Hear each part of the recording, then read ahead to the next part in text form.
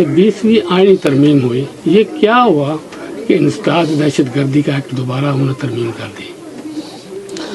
آپ کا سوال بڑا ویلڈ قسم کا سوال ہے۔ یہ تو حکمرانوں کا فرض ہوتا ہے، سب سے پہلے آئین کی حفاظت کی ذمہ داری حکمران پہ ہوتی ہے جی۔ اور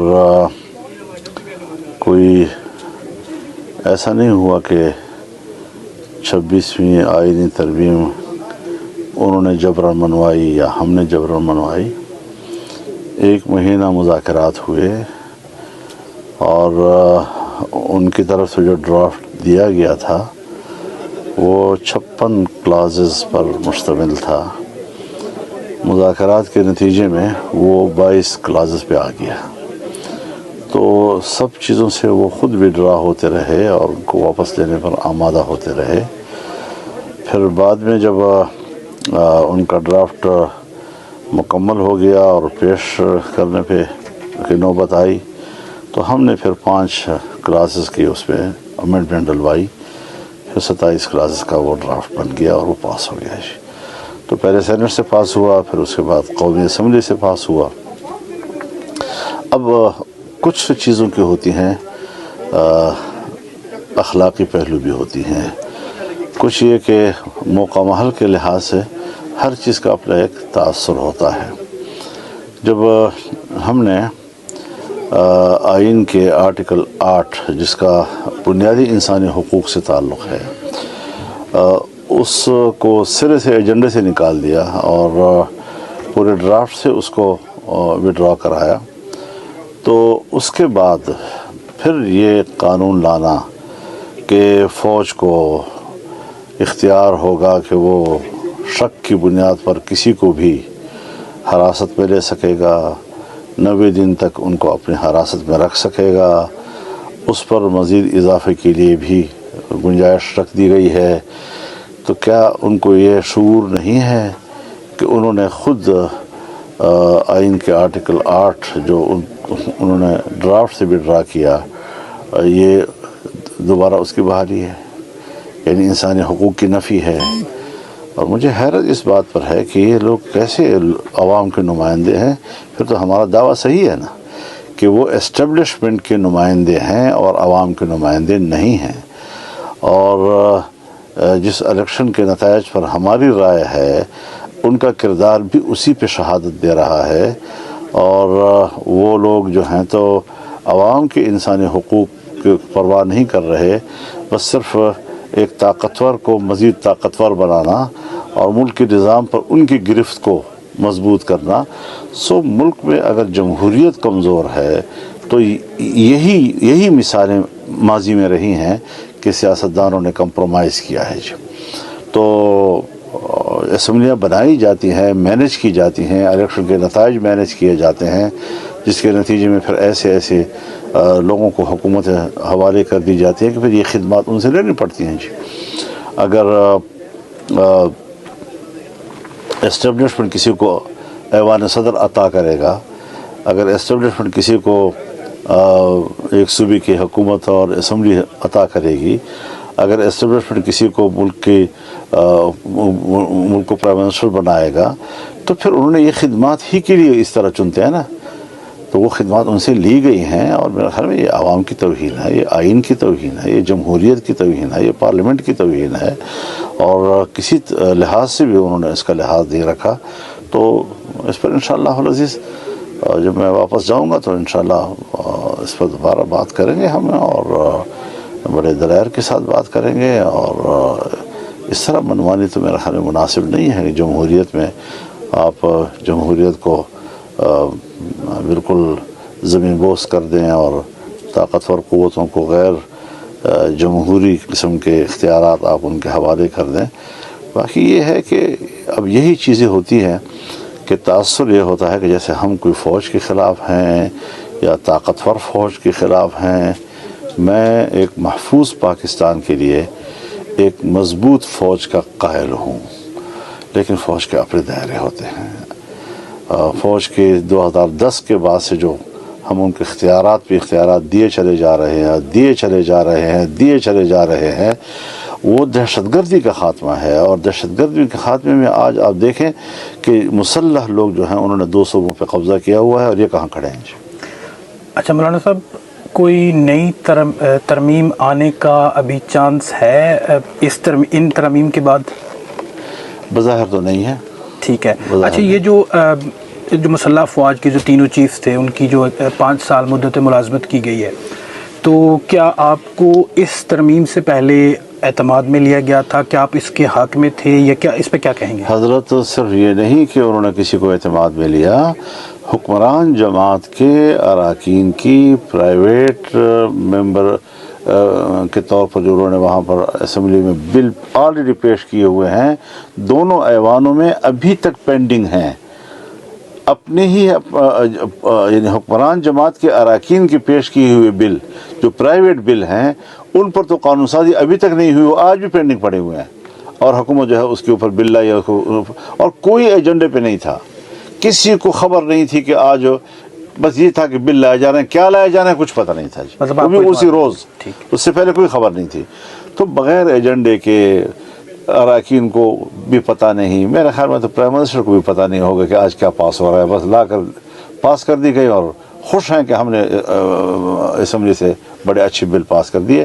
انہوں نے آئین کی توہین کی ہے، انہوں نے بالکل پارلیمنٹ کی توہین کی ہے، انہوں نے جمہوریت کی توہین کی ہے، اور کم از کم پیپلز پارٹی اور مسلم لیگ کو تو جمہوریت کی بات کرنے کا اب کوئی حق حاصل نہیں ہے۔ تو کیا یہ حکومت 5 سال پورے کر جائے گی؟ ان کو ایک دن بھی پورا کرنے کا حق نہیں ہے جی، جو 5 دن کے لیے لائی ہے تو 5 سال بھی پوری کرا سکتی ہے۔ تو بانی پی ٹی آئی کے حوالے سے ابھی بڑی خبریں چل رہی ہیں کہ ان کی ڈیل ہو چکی ہے، تو کیا اس بات میں کوئی صداقت ہے کہ ان کی ڈیل ہوئی؟ میں ایسی بات پہ تبصرہ اس لیے نہیں کر سکتا کہ جب تک میرے پاس کوئی چیز براہ راست نہیں آئے گی تو میں ذمہ دار آدمی ہوں، میں اس طرح سنی باتوں پر تبصرہ نہیں کر سکتا۔ آخری فیڈ بیک دے دیں کہ کیا سمجھتے ہیں کہ بانی پی ٹی آئی کب تک باہر آ جائیں گے؟ دیکھیے، اس وقت تک تو کوئی ایسی بظاہر صورتحال نہیں ہے، لیکن ملک کی سیاست ہے، اس میں حالات بدل بھی سکتے ہیں اور ایک لخت بھی بدل سکتے ہیں، تو اس پر بھی کوئی زیادہ واضح بات نہیں کی جا سکتی۔ تو جو مظاہرہ انہوں نے اعلان کیا ہوا ہے مظاہرے کا پی ٹی آئی کی طرف سے، آپ کیا اس کی حمایت کریں گے، یا کس طرح اس کو دیکھ رہے ہیں؟ چونکہ آپ ان کے ساتھ ہم سمجھتے ہیں کہ مظاہرے، جلسے، جلوس کا ان کو حق ہے، جمہوری حق ہے، اگر وہ کرتے ہیں تو انہیں کرنے دیے جائیں۔ ٹھیک ہے، بہت شکریہ۔ ایک یہ بات ہے، ایک تو سیاسی کلچر جو بن چکا ہے، گالی گلوچ، آپ نے تقریر میں بھی ذکر کیا، ہم کس نیچ پر چلے گئے ہیں، اب یہ کیسے ختم ہوگا؟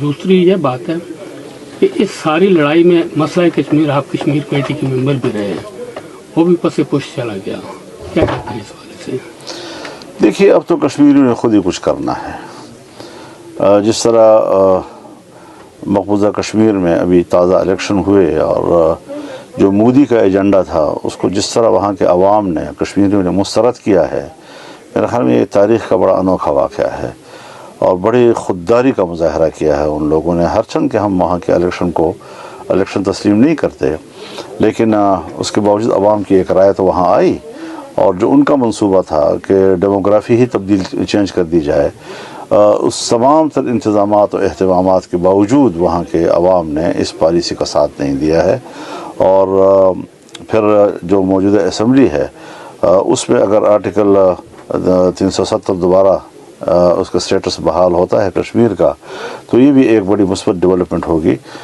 جو ماضی میں میں سمجھتا ہوں کہ ایک غلط قسم کی چیز ڈیولپ ہو گئی تھی۔ تو اس تناظر میں ہندوستان میں ایک اچھا شعور آیا ہے، وہاں کی حکومت بھی اب وہ خرمستی نہیں کر سکتی کہ جو گزشتہ 5 سال میں وہ کرتے رہے ہیں، اور ان کو بھی خاص حدود کے اندر رہ کر ہی ہندوستان کو چلانا ہوگا۔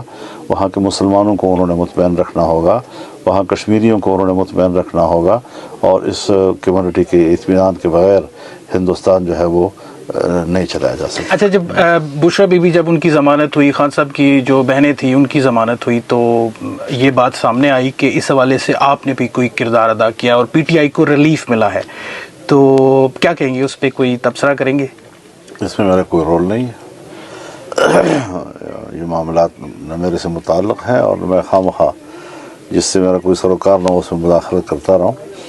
البتہ یہ ہوا کہ جو 26ویں امینڈمنٹ تھی اس میں بہت سی چیزیں جو ہم نے نکالی ہیں اس کا ضرور اپوزیشن کو موجودہ حالات میں ریلیف ضرور ہوا ہے جی. ٹھیک ہے. اور وہ ایک انسانی حق ہے.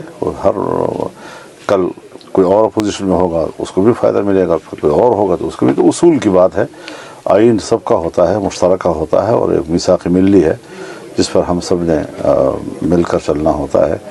تو اس کو ہمیں متنازع نہیں بنانا چاہیے. اس دورے کے دوران آپ کی میاں صاحب سے کوئی ملاقات متوقع ہے ابھی یو کے میں؟ نہیں, میں نجی سفر پہ ہوں, آپ لوگوں سے پہلے ملاقات ہے میری. کوئی اس پہ شیڈول میں نہیں ہے ایسی بات. اچھا مولانا صاحب, اگر ہوتی ہے کوئی مذائقہ بھی نہیں ہے. قرآن 77 سال ہو گئے اسلام کے نام پر بنا, لیکن ہم نے اللہ تعالیٰ سے جنگ کی ہوئی ہے.